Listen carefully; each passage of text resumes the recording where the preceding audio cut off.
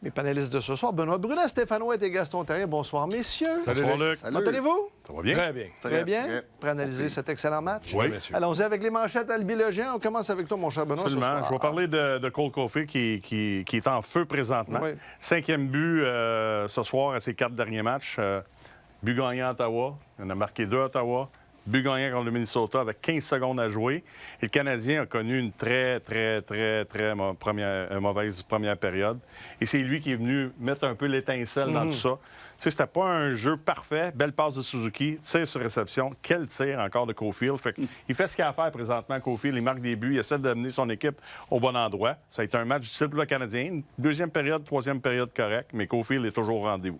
Et il réussit à marquer quand ça. c'est le temps. Ouais. Mais on n'a pas réussi à combler. Là, ça va venir encore en fin de troisième. Bâton brisé, mais ça, c'est un autre dossier. On y reviendra un petit peu plus tard. On Stéphane, appelle la compagnie. Stéphane, ta manchette ce soir. Moi, c'était un drôle de match. C'était un match qui pouvait aller sur un bord puis de l'autre. Puis j'ai dit que ça ressemblait à un 2-3. Les Sabres ont gagné la première partie, la première période. Ils menaient 1-0. Le Canadien a joué une meilleure deuxième période. C'était 1-1. Et là, les Sabres ont réussi à gagner la troisième période de peine et misère pour gagner cette petite série là, de 3-2. Mais c'est le hockey d'aujourd'hui. Hein? Ça va en yo-yo tout le temps, en revirement tout le temps. Tu prends une avance de 3-0, tu n'es même plus confortable avec ça. Le hockey, il y a une quinzaine d'années, tu prenais une avance de 3-0, la game était finie. Ouais. C'était fini. Maintenant, une avance de 3-0, c'est loin d'être fini, surtout avec le Canadien de Montréal. Moi, j'étais certain que le Canadien reviendra en troisième période. Sam, on peut bien dire ce qu'on voudra sur Sam Montembeault, mais il a quand même permis aux Canadiens de revenir dans le match avec 2 gros arrêts en troisième. Oui. Et si le Canadien marque un but, ces 2 gros arrêts-là, on aurait dit « wow, ça aurait été un point tournant ». Mais il reste que Il y en a donné 3 avant ou ça. C'est ça le problème. Mais c'est ça. Mais c'est un match tellement là, imprévisible, le hockey, maintenant. Le tempo change. Oui. Le change de bord là, à tous les 10 minutes. Et malheureusement, mais ça n'a pas été sur le bon bord. Exact. Match de 4 points. Gaston? Ben moi, Ta manchette. je dis du côté des Sabres, ils sont méconnaissables, mais il faut donner crédit à leur gardien de but. Là. Ils ont un régime à 3, là. Il y a un cercle vicieux aussi qui. Mais on n'en parle pas. Ils gagnent des matchs. Exact. Ellis, Stéphane me faisait remarquer, c'est Ellis qui a gagné 5-3. Puis là, Luukkonen, ce soir, les gardiens de but ont fait la différence. Là. Ils ont été meilleurs que ceux du Canadien. En partant, là, ça, c'est -1 du côté du Canadien. Mais je regarde la façon qu'ils travaillent, la façon qu'ils se comportent. Et ça fait combien? Mais Benoît me disait, ou toi, Luc, tu as dit 10 victoires dans les 12 derniers matchs. Exact. À l'étranger, les l'étranger. Sabres. C'est incroyable de le faire. En début de saison, Lindy Ruff, là, il voulait qu'il aille vendre des hot dogs en haut. Ils ont dit, on le veut plus, il est pas bon, il est passé date. Mais il a ramené cette équipe-là à croire qu'il pouvait être une équipe compétitive. Puis le nombre de victoires, tout ça fait en sorte que le Canadien contre Buffalo, c'est certain que c'est un gros 2 points perdus. Mais Buffalo, eux autres, sont contents de l'avoir. Parce que là, le Canadien voit les Sabres se rapprocher à 2 points au classement avec un match en main. Les Bruins ont gagné également ce soir, donc se retrouvent à 3 points du Canadien. Ça va continuer d'être Ils jouent serré. contre qui le prochain C'est match? décevant. Contre les Sabres. Un autre match de 4 points samedi. Non, mais c'est contre Non, c'est non, Boston. contre Buffalo. Boston, excuse-moi. Oui. Non, mais Les c'est Bruins. vrai. Le match à 4 points, t'as raison. Exact. Ouais. Mais Moi, c'est vrai que c'est 4 points. je suis déçu parce que, justement, c'était un match très important pour le Canadien. On n'a pas bien joué à Ottawa, tu es allé chercher 2 points. Ils ont joué un très bon match mardi contre le Minnesota. Même si tu as gagné à 15 secondes de la fin, là, je pense que le Canadien, c'était la meilleure équipe sur la glace. Dobech a été correct dans ce match-là. Là, ce soir, j'avais hâte de voir si le Canadien était pour sortir. Ils ne sont pas sortis. Ça, c'est décevant parce que c'est un match, comme tu viens de le dire, 4 points contre une équipe qui est hot. C'est sûr que tout le monde en a parlé dans le vestiaire. C'est sûr que Martin Saint-Louis en a parlé à ses joueurs. Puis on a rebondi là, en deuxième. Ils ont dominé, sauf que tu sors de là avec un déficit. Je parle des buts marqués en deuxième, 2-1. Puis tu perds encore 3. Tu sais, fait que faut toujours, tu joues du hockey de rattrapage. Puis à un moment donné, la loi de la moyenne, elle fait quoi? Mais elle te rattrape. Fait que ce soir, première période, troisième période correcte. Les Sabres, je trouve qu'ils ont bien joué ça, là, avec l'avance d'un but. Jeu de puissance. 0-3. Exact. Ça aussi, fait mal. va être- Premiers échos de vestiaire, messieurs. On a le capitaine Nick Suzuki qu'on écoute à l'instant. Yeah, I mean, it's kind of was only felt like that early, I thought. I think they were taking it to us a little too much early on, and you know, we just weren't being strong enough on the puck and winning not enough battles, and I thought as the game progressed, we just kind of took over and they were hanging on. We just couldn't claw back out of the hole that we dug ourselves. Was it the type of night where the power play was not giving any rhythm to the team? Yeah, I mean, if we're better, we're probably tied up there, and it was just poor execution on our part, getting in the zone. Once we got in there at the last one, just kind of weren't able to make the final play, and I mean, if we're better, we're probably in a better position to win that game. Il y a une question qui vient justement d'être posée sur l'avantage numérique. Il dit on n'avait pas de rythme, on a manqué d'exécution, on n'a pas été capable de bien s'installer, mais les Sabres ont mis de la pression constamment sur les joueurs du Canadien en avantage numérique, mais aussi à 5 contre 5. Beaucoup de pression sur les défenseurs en fond de territoire. Ça fait 2 fois qu'on voit cette équipe-là plus physique. Et est-ce que ça vous sonne... Mais l'entrée de zone, d'alarme, là? en avantage numérique, c'était beaucoup plus difficile parce que les Sabres, ils se plaçaient bien puis ils attaquaient le porteur. C'était des gros bonhommes, hein, les défenseurs, même les attaquants. Tu as moins d'espace pour les déjouer. Souvent, on n'a pas été capable de rentrer aussi. Puis quand on entrait, il fallait lancer la rondelle dans le fond de la patinoire pour travailler, pour aller la chercher. Moi, j'avais l'impression que du côté des Sabres de Buffalo, ils savaient qu'il ne fallait pas que le Canadien ait cette fraction de seconde-là pour organiser l'avantage numérique. Bon, écoute, depuis que les Sabres sont mis à gagner, c'est une des meilleurs désavantages numériques de la Ligue. Il faut donner crédit aussi aux Sabres.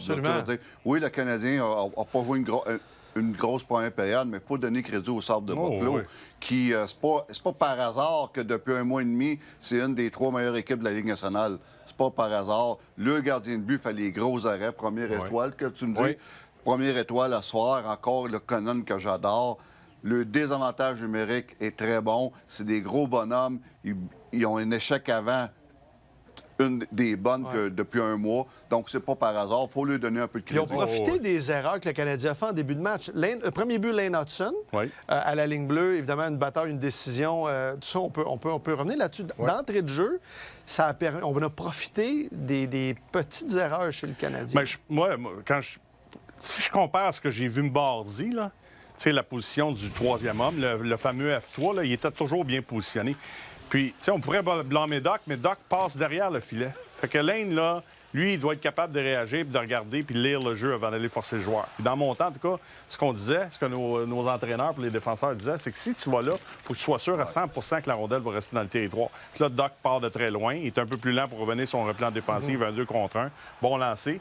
Peut-être pas le meilleur déplacement de Sam Montembeault, mais c'est ça. C'est ça qui a fait la différence. Tu sais, au niveau de la concentration, c'est pour ça que je suis déçu un peu. Puis au contraire, Lindy Ruff a bien préparé son équipe. Les gars sont sortis.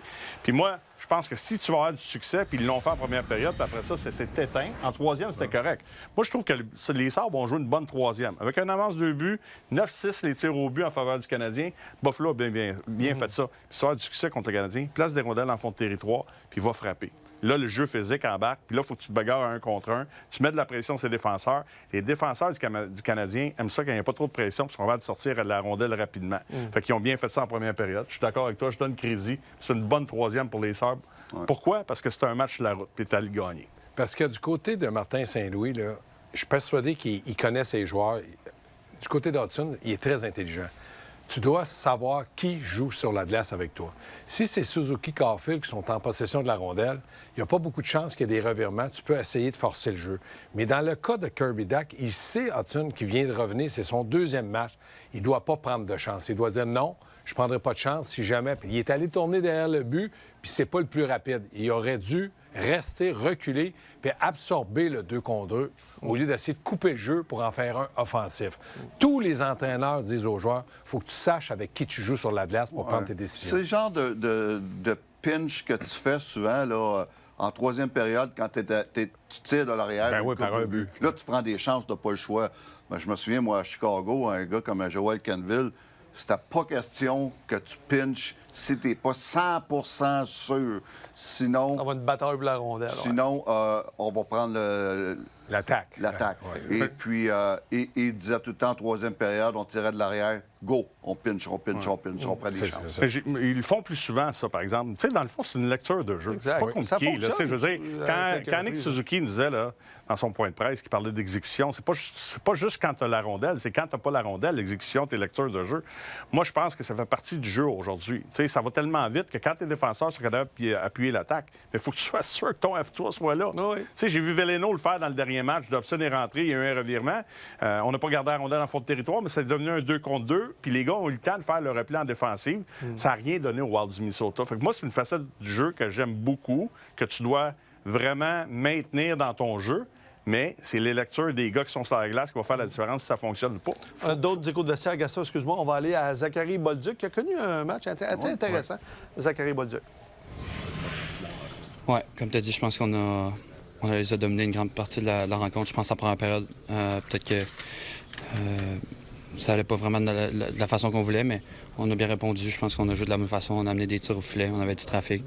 En fin de match, c'est un bâton qui brise, c'est un peu de malchance, mais c'est des choses qui font partie de la game. Mais je pense qu'en général, on peut être content de notre match. Qu'est-ce qui faisait en sorte que tu étais dans ton élément ce soir, que tout semblait bien aller pour toi? J'avais du rythme. Écoute, j'avais de l'énergie. J'avais une bonne chimie avec les gars à la glace. Je pense qu'en unité de 5, on jouait bien. Donc, non, je me sentais bien. C'était le fun de jouer de cette façon-là. Ça aurait été le fun de sortir avec la victoire.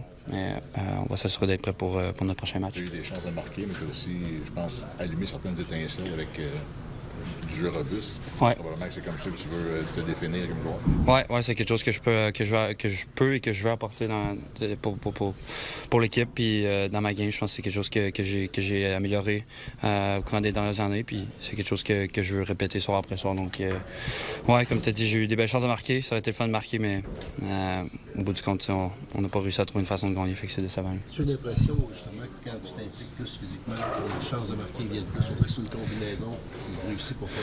Ouais, ben écoute, c'est sûr que, comme tu as dit, mon implication physique, c'est quelque chose que je veux amener avec constance puis qui peut m'aider à créer plus d'offensive, à créer de l'espace pour mes compagnons de trio puis pour moi-même aussi sur le chèque avant. Donc ouais, c'est quelque chose que je veux apporter puis que je veux apporter avec plus de constance, je pense. On l'a vu ce soir, Zachary Bolduc. Il a eu ses chances et les quelques secondes qu'il s'est retrouvé avec Nick Suzuki, il a réussi à provoquer quelque chose. Un retour de lancer, Nick Suzuki a marqué. Tu sais, Bolduc, il se cherche, il s'est promené beaucoup dans la hiérarchie des attaquants. Mais pour lui, c'est des bonnes notes parce que moi, je pense que, il veut monter sur la hiérarchie. On ne lui demandera pas de marquer 35 ou 40 buts à sa première saison avec le Canadien, sa deuxième dans la Ligue nationale, mais de le voir, puis qu'on sache qu'il est là parce qu'il a donné une bonne mise en échec, qu'il est allé devant le filet, il a fait dévier un lancer. C'est un gars qui a un bon lancer, donc il s'en sert. Il faut absolument qu'il donne une façon, qu'il soit capable de prouver à Martin Saint-Louis de la façon qu'il joue, qu'il mérite de jouer dans les 9 premiers attaquants du Canadien. Parce que c'est certain qu'il n'est pas fait pour jouer sur un quatrième trio. On a le coach est là. Le coach est là. Martin